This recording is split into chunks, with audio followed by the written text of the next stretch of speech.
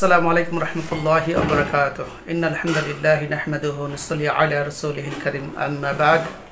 মুআজ্জাজ মুহতারাম সম্মানিত দিনদার মুসলমান ভাই ও বোনেরা, যে যেখান থেকে দেখছেন, আশা করছি সকলে ভালো আছেন, সুস্থ আছেন।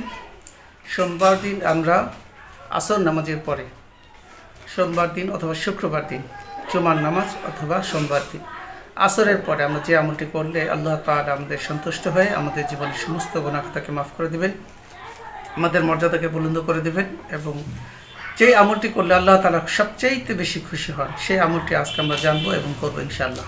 আল্লাহ তাআলা আমাদের সকলকে তৌফিক দান করেন। এবং বিশেষ করে ছোট্ট একটি আমল, ছোট্ট একটি দোয়া, যে দোয়াটি অতি সহজ, উচ্চারণে অতি সহজ, এই ছোট্ট আমলটি করে আমরা দুনিয়া ও আখিরাতে কল্যাণ পেতে পারি। যে দোয়াটি রব্বে কারীম আল্লাহ সুবহানাহু ওয়া তাআলা আমাদেরকে শিক্ষা দিয়েছেন, সে দোয়াটি, যে দোয়াটি দুনিয়া এবং আখিরাতের কল্যাণ বয়ে আনবে।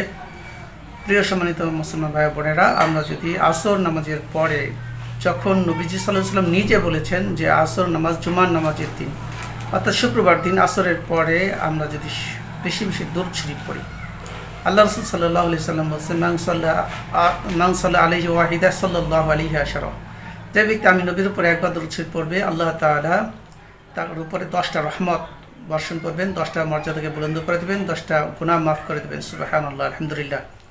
সম্মানিত প্রিয় দর্শক, এই আমলটি, যে আমলটি আল্লাহ তাআলা কোরআনুল কারীমের মধ্যে বলেছেন, ইয়া আইয়ুহাল্লাযীনা আমানু সাল্লু আলাইহি ওয়া সাল্লিমু তাসলিমা, আল্লাহ তাআলা বলেছেন, হে ইমানদারগণ, তোমরা আমার নবীর প্রতি দরুদ শরীফ পাঠ করো। এজন্য আমরা প্রত্যেক জুমার দিনে, বিশেষ করে নবীজি সাল্লাল্লাহু আলাইহি ওয়াসাল্লাম নিজেই বলেছেন যে তোমরা বেশি বেশি দরুদ শরীফ পড়ো। তো বেশির পরিমাণটা কমপক্ষে 100 বার হওয়া উচিত। এজন্য আমরা জুমার দিনে আসর নামাজের পরে 100 বার দরুদ শরীফ পড়বো, 100 বার, আর প্রত্যেক ফরজ নামাজের পরে 100 বার করে দরুদ শরীফ পড়বো। এতে আল্লাহ তাআলা আমার হায়াতের মধ্যে বরকত দান করবেন, দুনিয়া আখিরাতে কল্যাণ দান করবেন। আর আল্লাহ সুবহানাহু ওয়া তাআলা বিশেষ করে যে দোয়াটি শিখিয়েছেন, রব্বানা আতিনা ফিদ দুনিয়া হাসানা ওয়া ফিল আখিরাতি হাসানা ওয়া কিনা আযাবান নার, এই দোয়াটা আমরা সবাই জানি। এই দোয়াটা আমরা পড়বো, এই আমলটি 100 বার দরুদ শরীফ পড়ার পরে এই দোয়াটি আমরা পাঠ করব।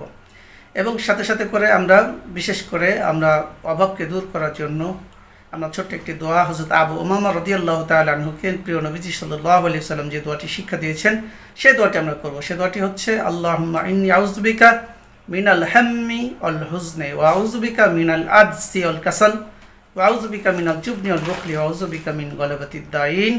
আমরা এই আমলটা করব মাত্র 11 বার।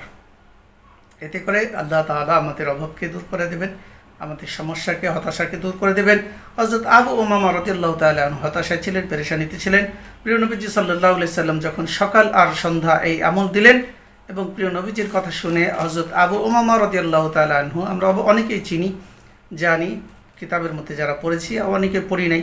তো আবু উমামা রাদিয়াল্লাহু তাআলা আনহু একজন প্রসিদ্ধ সাহাবী ছিলেন, এবং আল্লাহ রাসূলের এই শেখানো দোয়ার উপরে আমল করে উনি সফলতা অর্জন করেছেন।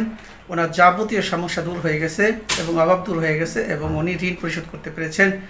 পরিবারের মধ্যে সুখ স্বাচ্ছন্দ্য এসেছে এবং সমাজের মধ্যেও এসেছে। আল্লাহ তাআলা আবু উমামা রাদিয়াল্লাহু তাআলা আনহুকে যেভাবে দান করেছেন, সেই আল্লাহ তাআলা এখনও আছেন এবং তিনি চিরঞ্জীব, আল হাইয়ুল কাইয়ুম। এজন্য আমরা যদি এই আমলটি করতে পারি, তাহলে আল্লাহ তাআলা আমাদেরকে আমাদের হায়াতের মধ্যে বরকত দান করবেন। আশা করছি আমরা সকলে আমলটি করবো। আল্লাহ তাআলা আমাদের সকলকে তৌফিক দান করেন। আসসালামু আলাইকুম ওয়া রাহমাতুল্লাহি ওয়া বারাকাতুহু।